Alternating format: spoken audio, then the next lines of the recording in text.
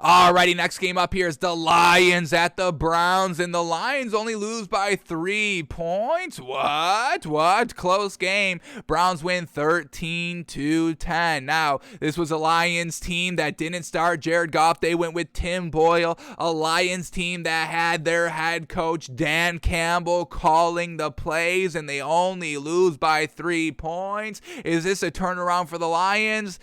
No, but I give the Lions a little credit, tiny bit of credit, a little bit of credit. The offense didn't do anything all game. The Browns offense couldn't do anything all game either. Good thing that the Browns didn't lose, because could you imagine Baker Mayfield losing to Tim Boyle and giving the Lions their first win of the season? Baker Mayfield, I mean, he probably would have had to go into hiding because the national media would be all on him. The fans, social media would be all on Baker Mayfield, clowning this man into oblivion and forcing that man to go and kind of hide.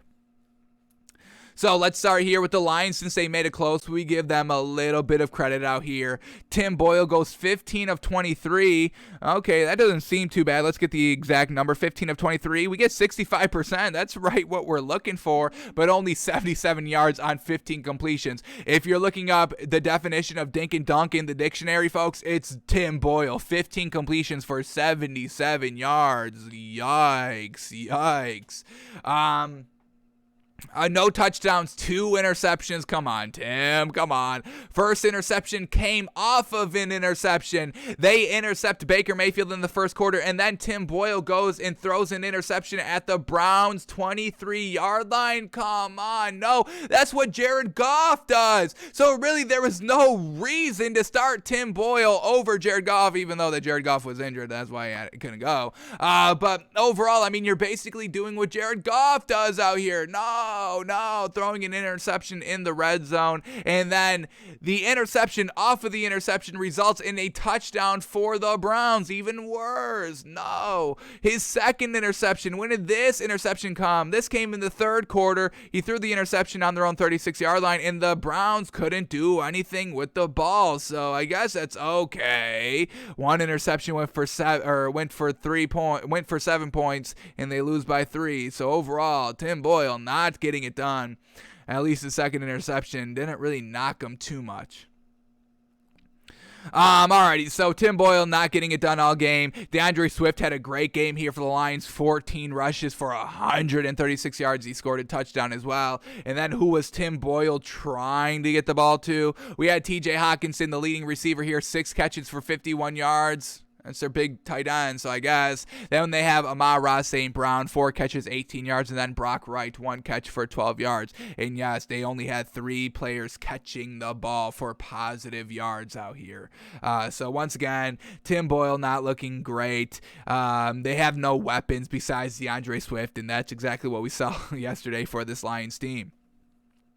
And then for the Browns, everybody's still clowning Baker Mayfield and the Browns. This man, dealing with all these injuries. I still give him a little bit of credit for going out there and being the face of the team and trying to be that leader that, Baker Mayfield is. I mean, at the end of the day, maybe he's not the best thrower of the football, but he does kind of seem to be a solid leader out here for this Browns team. Banged up, the ribs, the shoulders, all of that, banged up here for Baker Mayfield. And he still says, hey, coach, I can go and I can get it done. So got to give Baker Mayfield a little bit of credit for that. He goes 15 of 29, not a good completion percentage out here, 51%. He had 176 yards. I'll give him that. 1 touchdown, 2 interceptions. Yikes. First interception came, like we said, in the first quarter that resulted in an interception for the Lions that resulted into a touchdown for the Browns. So overall, good.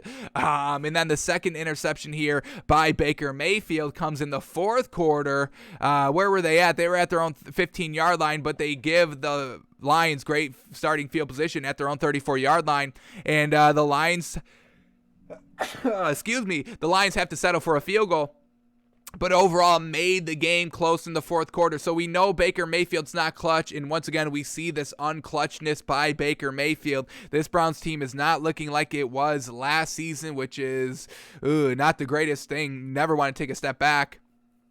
Kevin Stefanski, I think, has to do a little bit of a job of truly scheming for this team. Once again, not utilizing OBJ. You really can't do that. Obviously, he's a great weapon to have, and not scheming plays open for him, it doesn't speak great for Kevin Stefanski. So Kevin Stefanski is a little bit in a judgment phase right now. Is he good, or really is he not? Did he have a one-hit wonder season, or is it Baker Mayfield holding him back? We still have to kind of dissect that through the back end of the season and kind of get this cleaned up for next year, because you really can't go through the same thing. You've got to really know, is Baker Mayfield it or not? You've got to kind of start making this decision on a contract here and all that. So Baker, he hasn't shown us anything to get the big deal, but do you still give him a second contract on kind of a solid deal? I don't know. We'll have to see what they decide to do. But Baker Mayfield, he got to win. They don't look good in it. What do we make of it? All right, and then in the rushing game, Nick Chubb back, looking great, 22 rushes for 130 yards. Dearness Johnson got 5 carries for 26 yards as well. So running game truly helped out the Browns here for the win, and obviously the defense. And then who was Baker Mayfield throwing to? He had Austin Hooper, leading receiver, 4 catches, 53 yards. Jamarcus Bradley, 2 catches, 46 yards. Jarvis Landry, 4 catches, 26 yards. David Njoku, 2 catches, 20 yards. Rashad Higgins, 1 catch, 17 yards. And Nick Chubb, 2 catches, 14 yards, and a touchdown. So Nick Chubb doing it really all there. Fantastic.